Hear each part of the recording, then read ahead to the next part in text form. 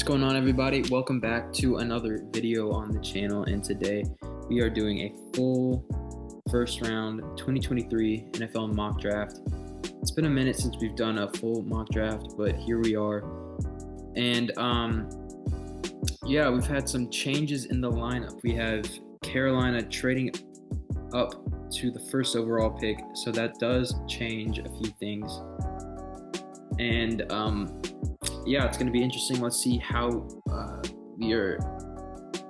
this shakes up. So I have the first pick. My co-host has the second pick. He has evens. I have odds.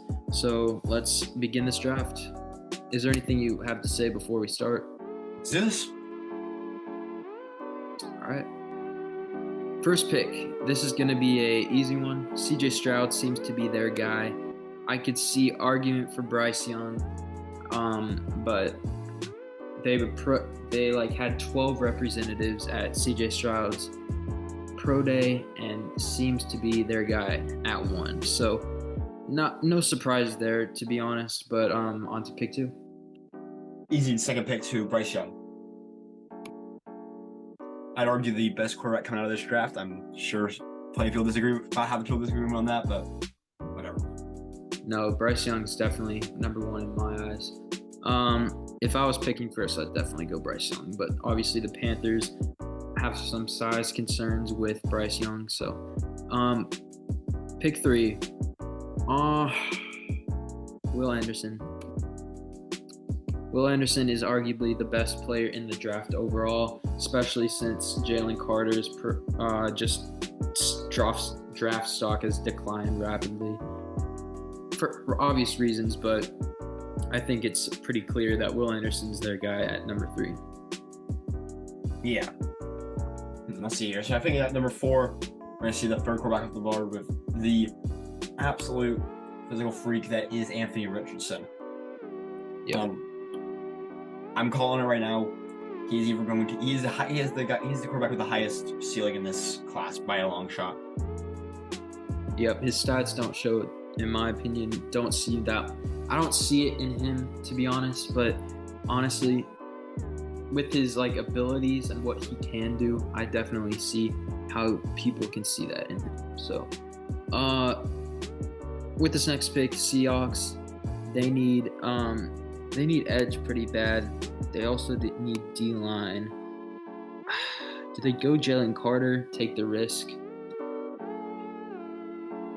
I honestly do think they take the risk. I think it has to be Jalen Carter.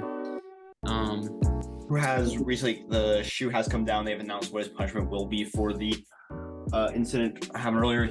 I believe it's something along the lines of 12 months probation, 24 hours of community service, and a $1,000-ish fine. So that has been settled already. Does that affect him on the football field?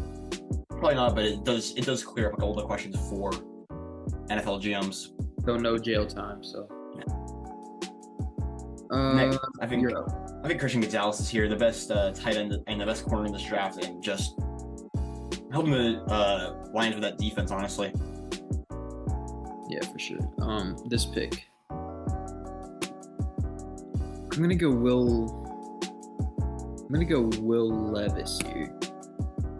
Probably a reach since you already have Jimmy G, but honestly, Will Levis is going to be a project to develop, and I don't think he's going to start year 1 at all. I don't think he'll play a game unless Jimmy G goes down, but if you want to have Will Levis succeed in the NFL, he's going to have to sit behind someone at first, learn the playbook, just really get used to that offense, and I think that the Raiders can do that. Yeah, for sure. I think we got the Falcons. I think they probably go Tyree Wilson here. He might be the best edge rusher in this draft. I think for sure he's in that conversation. I do think Will Anderson is a little bit better, but he's up there for sure. Right, and so with this pick, Bears obviously traded back from pick 1. They go with Paris Johnson. Clearly the best, in my opinion, obviously. Clearly the best offensive lineman, and that definitely has the highest ceiling. And Bears just really need to protect have that run game protection and also have Justin Fields have time in the pocket to make a good throw. So he's a good start, and didn't really put much thought into that, to be honest. Yeah. I mean, it's a pretty easy pick, I think, all around for them. Next, we got the Eagles. I've seen a little bit of talk of Bijan with one of their 2 picks in this draft. I don't know if that's a great choice, but if they trade down, I could definitely see that happening. In this spot, though, I do think they go Devon Witherspoon. Just honestly making that defense just a little bit better. Yeah. So Titans here, obviously offensive line is a concern. Think that is addressable early day two, I should say.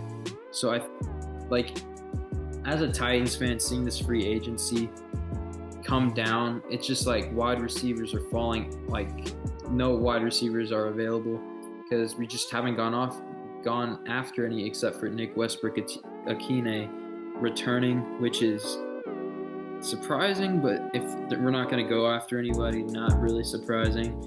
Right now, he's the veteran on our team, and that's not good. So obviously need to address that before the draft, and I think Jackson Smith-Njigba is going to be the pick. He's an Ohio State guy, so obviously Vrabel is going to love that. A bunch of Titans attended the Ohio State Pro Day, so I think Jackson Smith-Njigba there is a good pick. Okay, up next for the Texans, I think it's going to be Myles Murphy out of Clemson. Just they need a complete rebuild at this point, and I think just getting best player of that position, which would be edge rusher, one of the key positions on the defense. You do need to get that help there. Jets at 13, they do need some protection for whoever their quarterback's going to be. Right now, it's looking like it's going to be Rodgers, but we don't know. Trade talks have slowly gone down with the Packers, so you never know what that interesting front office of the Packers are going to do. But they're asking for a high price. But I don't know. Right now, if they keep this pick, I think it's going to be Peter Skravinsky, offensive tackle from Northwestern, otherwise known as the father of Aiden Hutchinson. He absolutely destroyed Aiden Hutchinson, but at the next level, I think because of his short arms, he will probably play guard. Yeah, I feel like if his arms obviously are concerned, but then also if he didn't measure great at the combine and didn't run great, so I do think he would work a bit better inside. But just that versatility is a great thing for teams. So next we got the Patriots, and I've seen everything for them. I've seen Bijan here. I've seen defensive line, but I think the one that makes the most sense for them is Quentin Johnston. And right now, I think as it stands, Mac Jones is going to be the quarterback starting next year. And they haven't, as much as I don't think Mac Jones is the future, I don't think the Patriots are doing much to help him at the moment. So I do think they go with Quentin Johnston, just try and give him that big receiver to help him out a bit more. Yeah, I like that pick. Green Bay. They definitely need tight end. Obviously not anyone that I would actually reach out to get at this point. Maybe Michael Mayer if you trade back, but I don't think they will. I think they go. Think they have to go Luke Van Ness. Dude's a freak of nature. Absolute mauler when it comes to rushing the passer. And so I think adding him is definitely going to improve the pass rush. All right. Up next, we got the Commanders, who I think are going to go Joey Porter Jr. He's the best player available. I think he's one of the top 3 corners in this draft. So I do think this makes a lot of sense for him. Joey Porter? Yeah. Okay, so Steelers have 2 first-round picks in this year's draft. First pick, I think Broderick Jones, obviously, in my opinion, either or for offensive tackle is Broderick Jones and Paris Johnson, but I feel like Paris Jones is better. But I think Broderick Jones here at 17 would be a steal in my opinion. I'd be shocked if he got past the first 15 picks, but since he did, I think Pittsburgh has got to protect Kenny Pickett. So, Project Jones. Okay, next I think we have the Lions, and I think they go back to that well of going defense with Nolan Smith. Tested like crazy at the combine. Easily one of the highest riders out of it. So I've seen hype as much as top 10 now. Yeah, for sure. Yeah, okay, so with this next pick, kind of disappointed that Bijan's stupid. Bijan is still there. Okay. Bijan would be the easy pick here. Corner. No one really I'd go for right now at 8 or at 19. Offensive tackle, obviously not like 19 talent right there. So I'm gonna go Bijan. Obviously they lost Fournette. They cut Fournette. So you need that run game secured, especially since you have Baker Mayfield, Kyle Trask, or whoever you're gonna start next year. Give him some help on the run and go from there. So up next we got the Seahawks, who obviously went Jalen Carter, who might be the highest upside player, or might be the best player in this draft. Honestly, I personally think it's really interesting, but there is definitely an argument for Carter. I think they go with the wide receiver, who's my wide receiver one, Jordan Addison. Obviously didn't test great at the combine or his pro day, but I do think he is the best wide receiver in this draft. Just technically great. So yeah, I think that's an easy pick for them. Get DK and Jordan Addison going there, and it should be quite something to watch. Yeah, for sure. And with this Chargers pick, I'm going to go with Michael Mayer. I could see argument for Darnell Washington, but I feel like Michael Mayer right now is still the tight end one. I think people are just sleeping on him right now just because of the hype over Washington, but I still think Michael Mayer it's been one of those things of just he's been hyped since the start. I saw hype from him from the start of the draft, so I think it's one of those things that everybody's gotten tired of him by now. But I do think he is still clear in a way the number one tight end in this draft. Yeah, they're pretty different. Darnell Washington versus Mayers, they're very different types. If you throw Kincaid too, those three are very, very different tackles. I think Mayer's probably the most center of the two when you look at blocking versus receiving. Kincaid's the best receiving tight end in this draft by quite a considerable margin. And Darnell Washington is just an offensive tackle who can catch the ball. Absolutely insane build. But I think Mayer's the best of both worlds, and you're going to get a top tier tight end when you draft them. Yeah.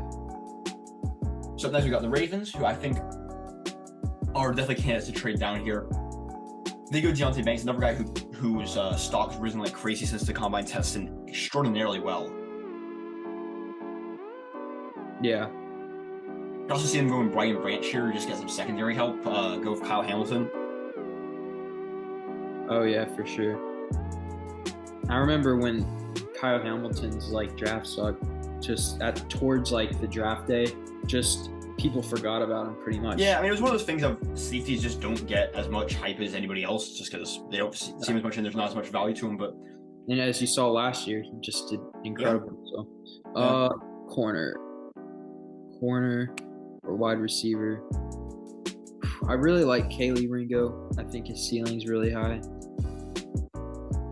Edge, no one first round worthy right now. I'd say they're also trade back candidates, but I'm gonna go Ringo. I just think Ringo has a higher ceiling, and to be honest, that's what they need. Okay, so up next we have the Jags, who I do think get hurt by that Ringo pick there. I think they go Dalton Kincaid here, just get another passing threat for Trevor Lawrence. Yeah, I like that pick. Okay.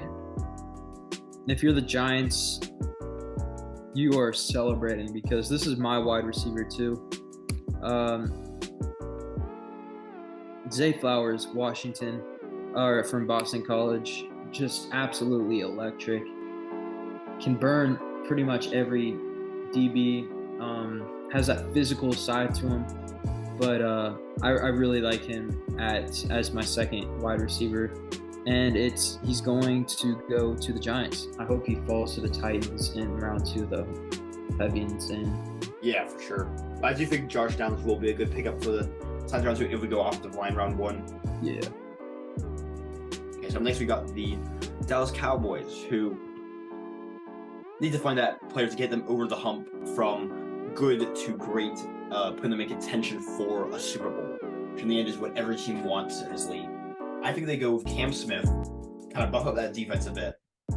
Could definitely see an argument for them going wide receiver, but I just don't think Downs or Hyatt really is at the level of a first-round pick. Right. So with the Bills, I'm going to go with Gibbs. Gibbs was yards per rush, like, champion. He was so good with Alabama. Like, I know he was like, wasn't he a transfer from Georgia Tech or something? Yes. He was just absolutely electric for Alabama last year. I do think he fits into that offense very well because he'll run the read option well, I think, with Josh Allen if they ever want to do that. And then also, you could use him as a receiving back. Yeah, and day one, he's going into the camp as running back one because I don't love James Cook, to be honest. I know he'll be a solid backup. I just don't think he's starter. So I think you really, really need that running back one, and you get that in Gibbs.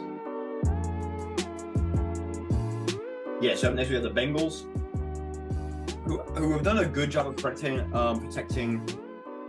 Burrow so far. I think they just need to keep adding to that line, honestly. Orlando Brown's a good pickup for them, but I don't think he's that much less than taking. I don't think he's at the same level he was just a couple of years ago. So I do think they go Anton Harrison, who I've seen mixed reviews about. I have him as my number 3 tackle right now. But I do think assuming Skrinsky's a guard, but he's a really strong player, and I think he'll fit very well into that, protecting Joe Burrow. Yeah, for sure. And then with this pick, I'm going to go with Brian Breezy. Very, very solid defensive lineman from Clemson. Loved what he did last year. Had an incredible, combine. Just really shined there. And so I think him to the Saints is a good pick. Yeah. So, and next we got the Eagles, who just coming off that great Super Bowl. I think they're kind of disappointed that Jamar Gibbs went to the Bills here. Same with the Chiefs, honestly. I just think they go Kalijah Kancey, who another player who ran incredibly at the Pro Day. Slight concerns about his hand size, but I do think those are all going to be negligible at the pro level. Yeah, so obviously Chiefs coming off a very big Super Bowl win.